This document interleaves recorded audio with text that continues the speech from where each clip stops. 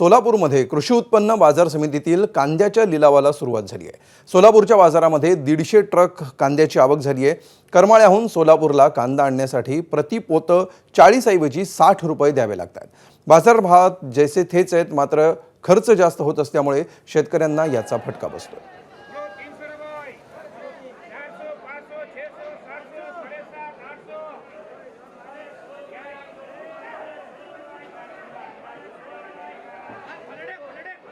काही आवक या ठिकाणी कमी दिसत असताना सुद्धा बाजारभाव कमी होत आहेत। आणि आम्ही करमाळ्याहून कांदा घेऊन आलोय, तर जी गोणी 40-50 रुपयाला येत होती ती आज ही डिझेलचा भाव वाढल्यापासून आज 60 रुपयाने, आज अजून 3 रुपये वाढल्यामुळे अजून पण ही वाढण्याची शक्यता आहे। त्याच्यामुळे ही खर्च बी निघत, मजुरी आणि उत्पादन खर्च निघणं सुद्धा कठीण झालेलं आहे शेतकऱ्यांचं। कांदा कसाच परवडत न परवडण्यासारखं पीक झालं। आता पीक दुसरं घ्यायचे शेतकरी विचारात कांदा परवडतच नाही। डिझेल वाढलं की बघच तर रेट वाढते, वाहतुकीचा सगळा खर्चच वाढतोय। काय ते 110 रुपयाला गुन्हे इथे आणायला पडते आणि 50 रुपयाचे गुन्हे काय येते राहते। किती खर्च झाला की प्रत्येक गुन्ह्याला किती खर्च आहे आणायला?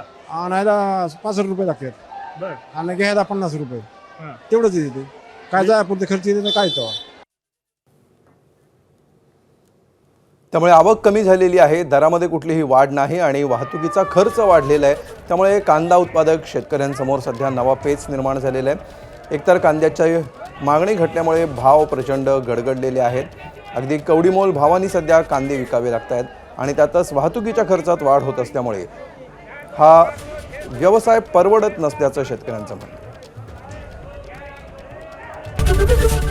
एबीपी माझा, उघडा डोळे बघा नीट।